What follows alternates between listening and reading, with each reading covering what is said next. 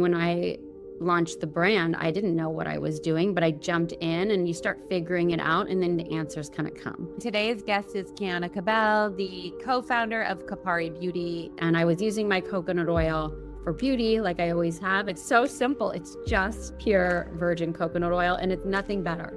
She was one of the first clean beauty brands, originally launching with a personal lubricant that did not go very far, quickly pivoted with her co-founders into what is known now as sun care, skincare. We started a brand not really having any experience, and we just like drinking through a fire hose, and you're learning, you're like riding a roller coaster and you don't know what's coming next. Really innovating before on everything clean 10 years ago was kind of the beginning of the entire clean beauty movement. The hair world was so different. It was performance driven. People want smooth, people want volume, people want all these things. And at the time it was just too granola. Take a listen to how she built the business, what inspired her, and how she mothers 4 children as a founder. I think you need to have like who you are and what's your differentiator, a little bit of a blueprint, like where do you want to go? How are you going to get there? Be hungry and be willing to kind of stick with it.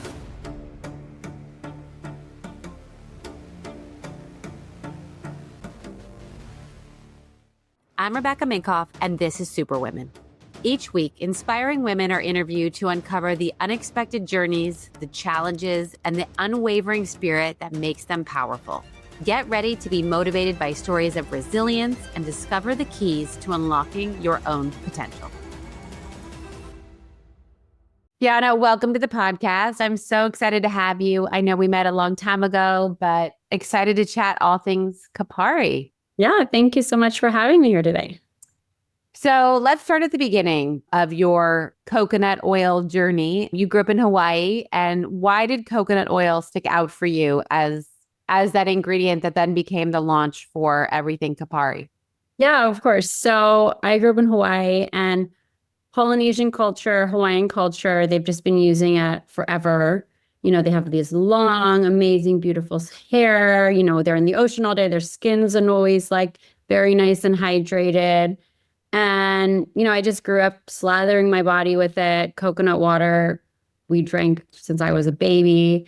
And, you know, it wasn't until I moved to New York and I went to a natural food school. And when I went into the program, I knew I wanted to launch a consumer product. I thought it would be in the food world because my dad's in the food world. And, you know, that's just the world I knew. And after the school, I was working on a separate brand and it was just complicated. It was, you know, food's very much of a science. And I was using my coconut oil for beauty like I always have. And then I was using my jar of coconut oil to cook with.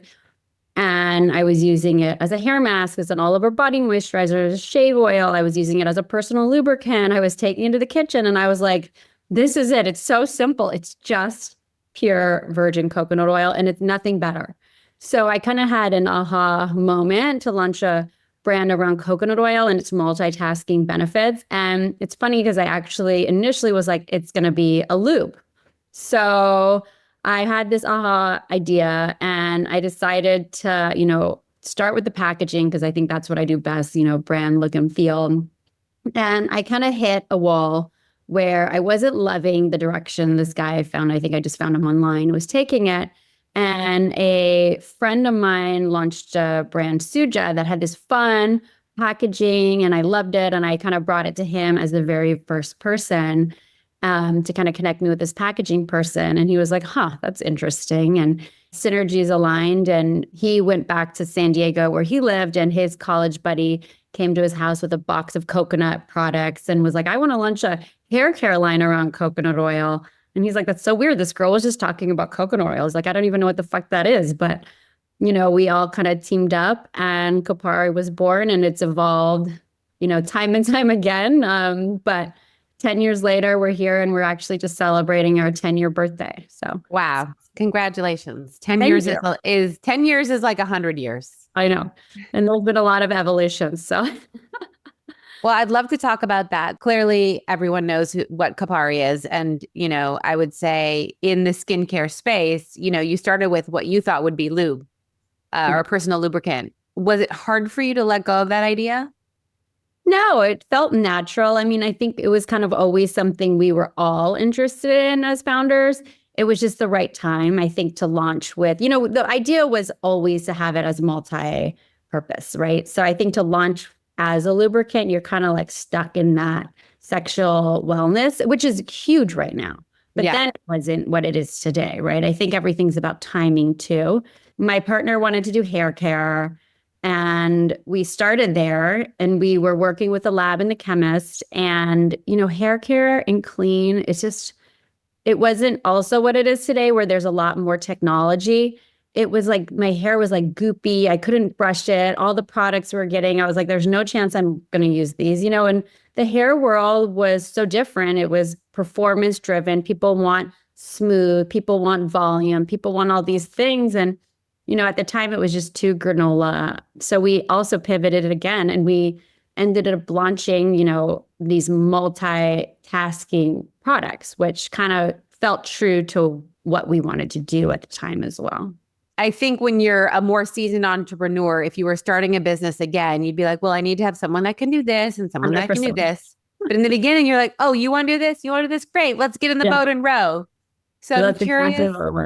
I'm curious, like from beginning to now, how the relationship between your business partners has changed, what has worked, what has not worked, and how do you sort of, to be 10 years in and have the same business partners and be alive, I think is miraculous. Just in meeting people and having my own co-founder journeys.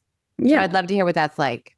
It obviously doesn't always happen this way, but we got lucky. And I think each of our strengths were different, and our weaknesses were different. So we all kind of fell into a role. So now, having done it before, I say, okay, I know what I want, like you're saying, like moving forward, like this is important for me. But naturally, that's kind of how it happened.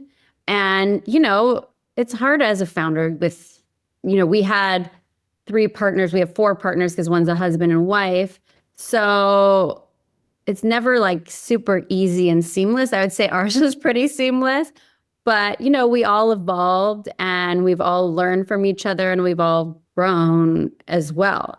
And then, we've got to a point now where we had to bring in a CEO to kind of run the company. And, that was also a learning too, because as a founder, this is like your baby. I have 4 kids. Like this is like my 5th baby. You kind of have to let go and step back when you are at that place. And you're bringing someone on like that to really take it to the next level. And you kind of have to empower them and let them do their thing, and I think that's also a little bit of a struggle to kind of step back. But I think it's the right thing to do. And I think we all kind of realize that.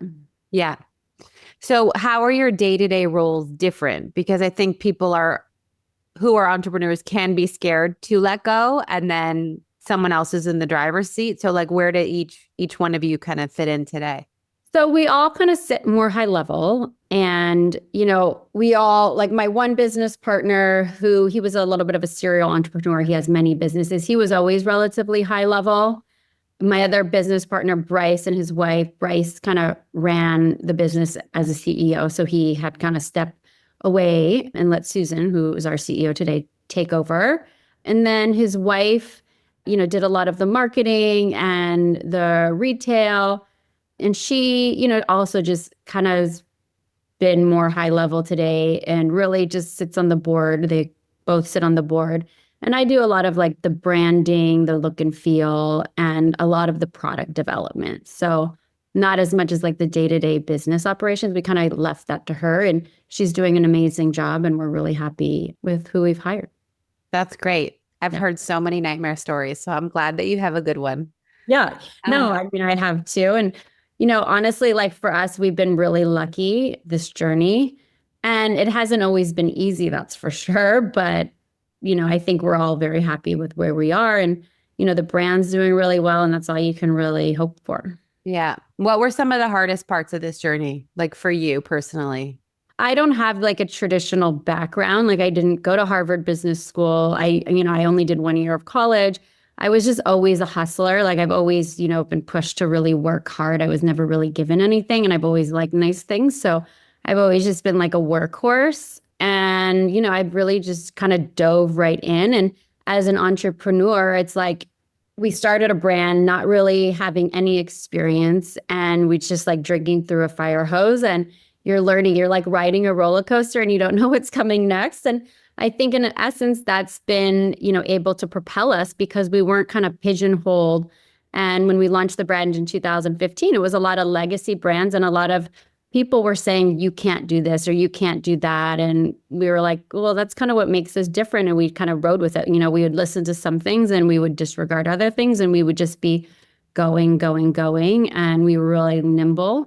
So I think that's been like, really helped propel us as a brand and get us to where we are today. Yeah. I feel like I'm seeing the death of legacy brands left and right. Yeah. And then you have these newcomers come in, and I'm curious, at 10 years old, I'm sure you're seeing newcomers come in. So how are you adapting to Well, the I pace? feel like 5 years ago, there was like everyone was starting a brand, right? Like there were so many new indie brands. There were so many celebrity brands. And I think, the last few years, they've kind of tapered off and a handful have survived. But I feel like the landscape's changed again. So I think it's harder to launch a brand and kind of stick with it. And I think, we launched in 2015 when direct to consumer was kind of more new age and it was easier to target and market online. And, now it's gotten so expensive. So I think it's been a lot harder for these new brands to kind of break through. Yeah. So when we launched, there was like the initial cohort of affordable luxury, and we had like a couple of years, and then you started seeing brands come. We called them ankle biters at the time. But if you added up the piece of the pie they began to occupy, it was a significant number, right? That was no longer yours. Yeah. And you have to stay so nimble and so innovative and constantly be reinventing. So when you saw those newcomers 5 years ago start coming, all the ankle biters, what was your emotional headspace like? Were you panicked? Were you like anxious? Like you're always watching and you're always like paying attention to all the brands and what they're doing and comparing, and everyone's sending, them as inspiration or not, or just competition or whatnot. But I feel like Kopari, we've been so different. We've really, and actually a lot of these brands kind of have that paradise, like, summer feel now, where at first we were like the only one. Yeah. But I think we've evolved in a sense where we were more of a body care brand, which when we launched, like people were like, you're not going to last in this, retail landscape as a body care brand. We don't really have body care brands. And we were kind of like, well, that's really who we are. And they're like, well, our buyers don't buy body care and our skincare buy. Like it was just like a little bit more convoluted, and we're kind of stuck to it. And then you also saw an emergence in body care brands, like more brands were kind of popping up in that space. And I think retailers were realizing like, okay, there's an appetite for that. But we've also had personal care, which was so different and new. And to be a skincare brand that sells deodorant, that's, blowing up. Best deodorant.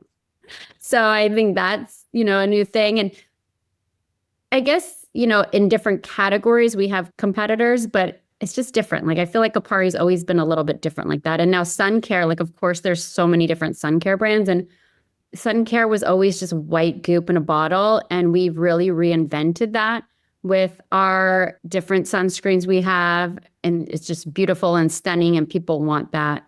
So I think then again, like there's obviously sun care brands, but I think we're just different than a lot of them. Is your thesis that, like, if someone was going to start today a skincare or sun care brand, what would be some tips you'd give them to break through? Because like you said, it's hard, it's expensive.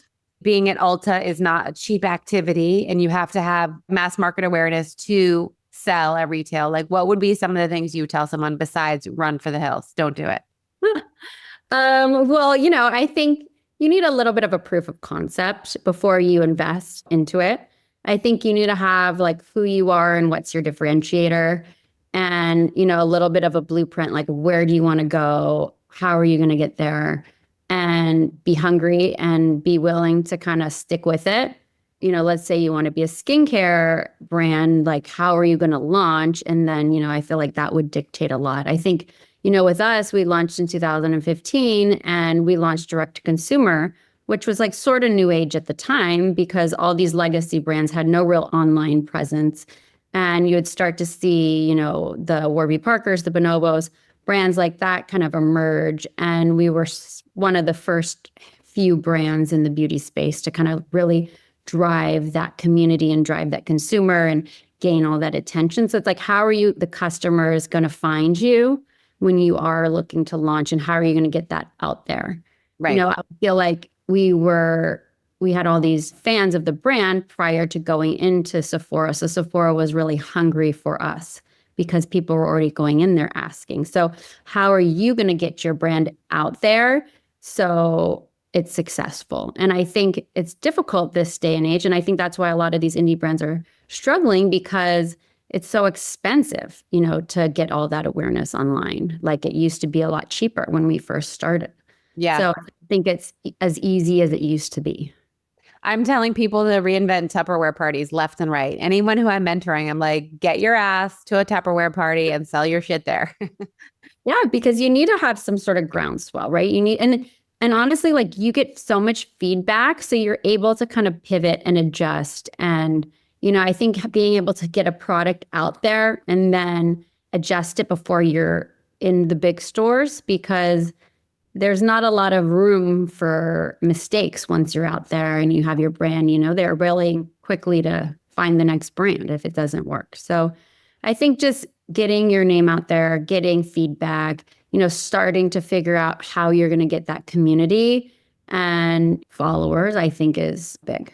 Yeah. So how did you scale? Did you take private equity? Did you do VC? Did you angel investing, friends and family? Like, what was your ability to scale growth? And Yeah. if you don't mind sharing rough numbers, like, you went from X to X to X. Yeah, initially we launched, just doing a friends and family round, which, I think within the first year, we had a bunch of groundswell, which was relatively fast. Within a year, we had every major retailer reaching out to us. And then we're like, oh man, we need more money quick because we want to, blow this thing up. So we raised a lot of money, and then we kind of burned through the money because we were like trying to pump it into that wheel, if you will. And then we had to raise more money. And then eventually we got El Catterton on board. And, I feel like maybe we raised too much too fast and spent it, but we were kind of trying to, like, it's like a hamster wheel where you kind of keep feeding it to get to grow, right? Yeah. So I think there was a lot of learnings. Like, now looking back, we're like, oh, maybe we should have done this differently, or maybe we should have spent that money. And it's hard too, because you're spending all this money and you're pulling all these levers, right? Because you're doing this in marketing, you're doing this in marketing, you're, whatever you're doing, it's hard to measure it all at the same time. So it's hard to really know what's working and what's not. What do you wish you would have done differently with the money? Like, if you had that money again today, would you have taken less, or would you have spent it how? Well, in the world of direct-to-consumer marketing, it was also new. Yeah. So we were just trying to do what we could. And, my partner is one of those people that's like, go, go, go, go, go. And he's just like uphill, which I think is great for so many reasons. But sometimes you get in trouble because you can't just be go, go, going and not like take that minute to figure it out and read it, right? So yeah. I think looking back, maybe we're all like, oh, maybe we shouldn't have spent so much money on this, or any activation. It was like, it's almost like the power of no is better sometimes, right? Because I think we were doing yes, yes, yes to everything. We were so excited. We wanted to launch here. We wanted to launch there. We wanted to do this. And I think Kopari is where it is to date, probably because a lot of those things. But at the same time, I think just learning the power of saying no to things is better. Yeah. Yep. I definitely regret how we spent some of our money when we raised. Yeah. And looking back, it's easy to say, like, oh, it's so easy to say. You're like, but we have to have 3 stores. We just have to. And we're like, we could have just had one. Everybody could have had a little pop-up shop. Yeah. Or it's like shiny object syndrome. You're like, oh, great. Or this person's doing this, or, it's hard because you are going so fast and we're running a lean team and you're spread thin. And so is your goal eventually, or what? I said it's all part of the process.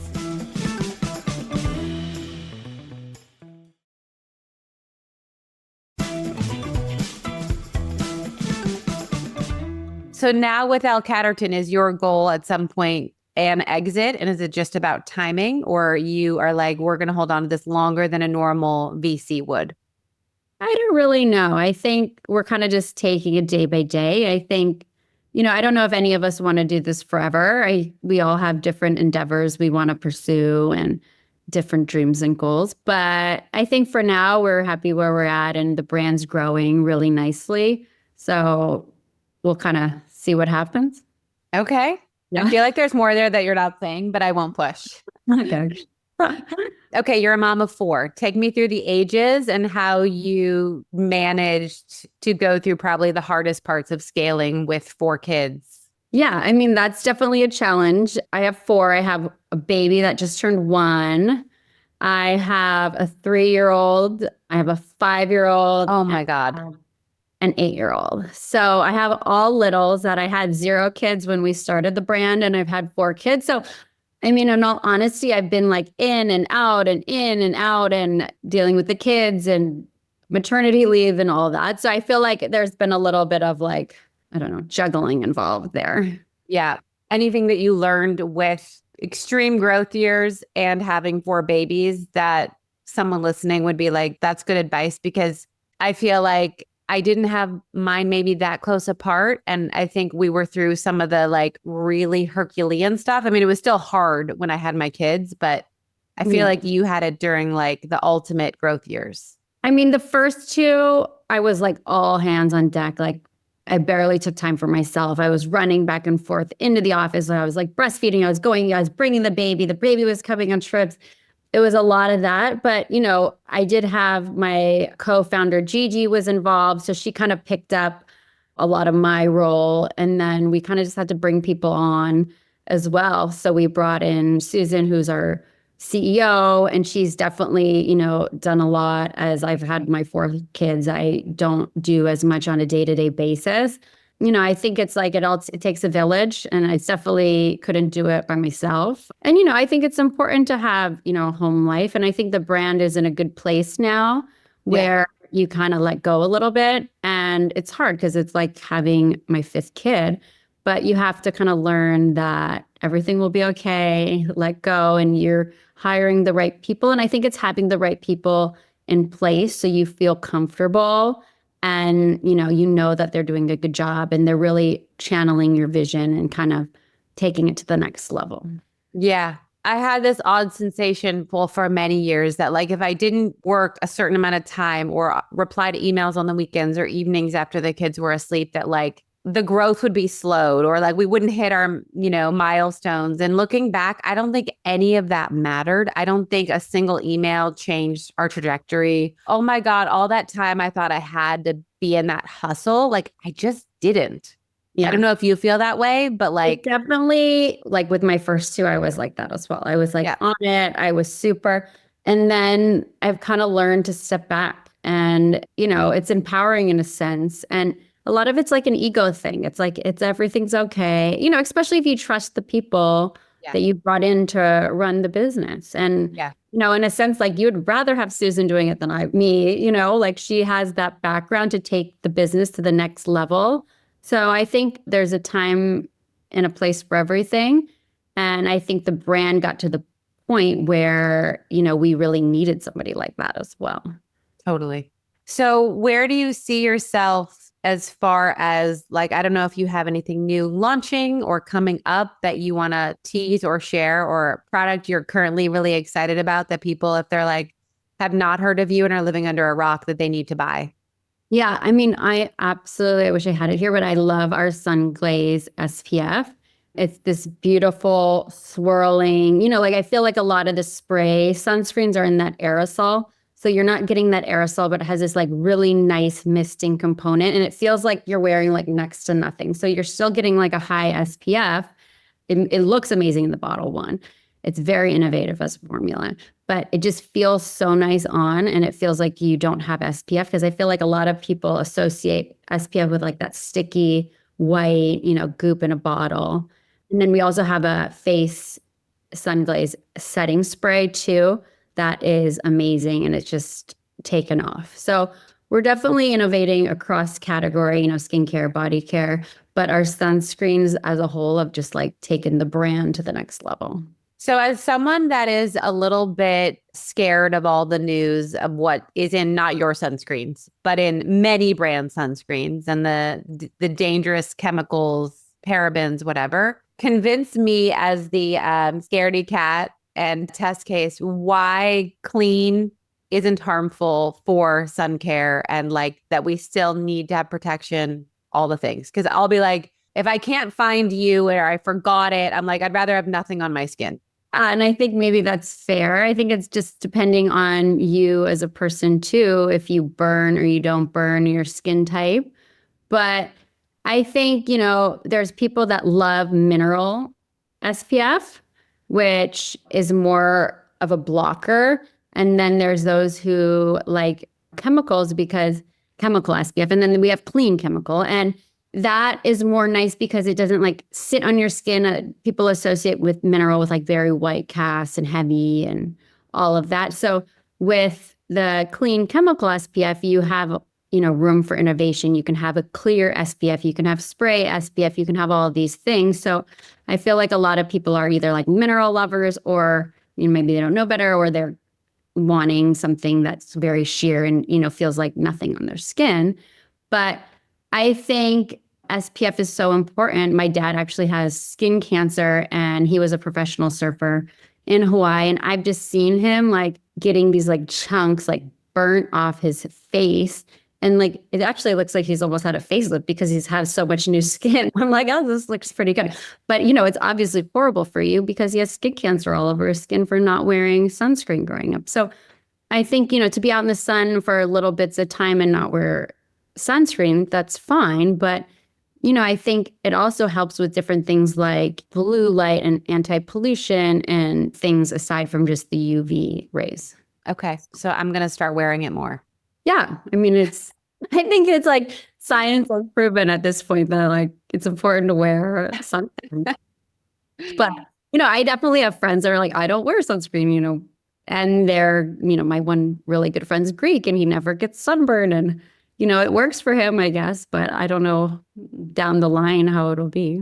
Yeah. Actually, my first scare, I laid out, my son was sleeping on me. He was covered. And then the next day I was so burnt. And then I got like these blisters and scabs. And I was like, this is too far. Like that scared me in a way that I was like, oh God, what did I just do to my skin? Yeah. I mean, if you have a bad sunburn, you're like burning your skin. And it's crazy because when I was younger too, I never wore sunscreen. Like I was living in Hawaii trying to get as tan as I could. I would oil up and just like bake all day. And, years later, you see the sun damage and, also is like aging your skin. So yeah, that also makes people want to wear sunscreen. Yeah. But I do think a little vitamin D is good. I think being in the sun is not the worst thing. It's just protecting your skin. Yeah. So where can everybody find Kopari, buy it? Where do you want to link to?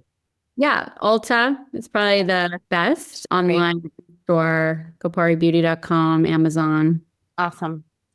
So if you could pass on any piece of advice to someone listening, budding entrepreneur who's in the deep pain of starting their company, what would you like to share? I tell this to my kids too. It's like you have to start somewhere. And, in order to be good at something, it's like they just want to jump in and naturally be good at it, but you have to learn and you have to grow along the way. So whether it's like you want to, for my kids wants to start volleyball, like naturally they just want to be like amazing volleyball players, but everybody starts somewhere and it's usually at that bottom and then they kind of learn and grow. So I think a lot of people are set back because they may not know how. And when I launched the brand, I didn't know what I was doing, but I jumped in and you start figuring it out and then the answers kind of come. So I think it's just important to dive in and, you'll start figuring it out, whether it's something you should do or shouldn't do or whatnot, like time will tell. And I think a lot of people are just like held back and, they're scared because they feel like they don't know. So I think it's important to just kind of go for it and see, and then that will determine the outcome. I love it. What is a decision that either you or one of your business partners made that almost ended your business, but then ended up saving it? I don't know about ended our business, but there's definitely been a lot of big turning points where, we can't meet deadlines and really big setbacks when all the products were held up in the port.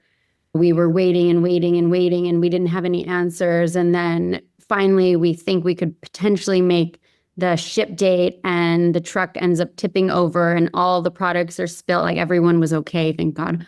But, now we can't fulfill all of our orders. And, even maybe this is even a better example. Like, we have a hard time, monitoring inventory, and we keep scaling up, and the inventory goes within a few days, and we're like, oh my gosh, like everywhere's out of stock of everything, and retailers, like, obviously they want you to be selling through, but they don't want you to sell through in a few days and have no inventory for the next like 6 months. So right. I think that's been a big thing. And we keep over predicting, and then, which is a great problem to have, that everything's like sold out. So, I mean, that's been a big one where you can only carry that on for so long. And it's that fine line between selling out and keeping the appetite, but then not wanting to be replaced by someone that's like, I have inventory, or they move on to something else that then they don't come back to you, right? Yeah, we always try to keep stock, but I mean, the brand's been growing, and products you just can't predict, new launches and things that don't really have any history, where we think we have like all the stockpile, it just sells through, and you want to be able to meet the store demands, and then they're giving you all this marketing and space, and they get behind the brand to push it out, and then you sell through it. They're like kind of bummed about that. Right. And then you're also they're frustrated if you sell out, and they're frustrated if you don't sell out. And then you're also like fighting over the inventory because online wants it, but then we have to replenish the stores. So that makes it difficult too. Yeah. Yeah. Well, thank you so much for coming on today. Thank you, Rebecca. You're welcome. All right. Bye. Thanks for listening to today's episode. If you've enjoyed it, take a second to rate and review the show wherever you're tuning in. It really helps others find the podcast. You can follow me on Instagram at Rebecca Minkoff and at RM Superwomen, or for a slice into my personal life at Becky Minkoff. And don't forget to check out my book, Fearless: The New Rules for Unlocking Creativity, Courage, and Success. See you next week.